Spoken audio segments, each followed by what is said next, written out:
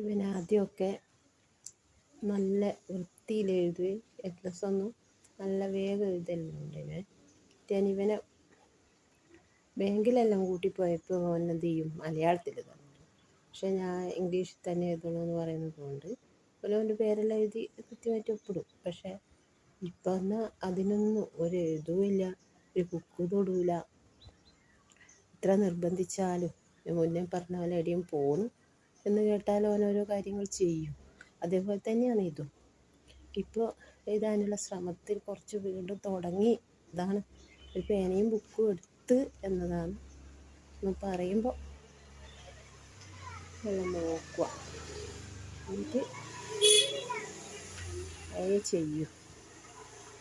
അല്ലാതെ വെറും മടിയാണ് എഴുതാനൊന്നും. എല്ലാം ഒരു മറവി പോലെയാണ് കാര്യങ്ങൾ.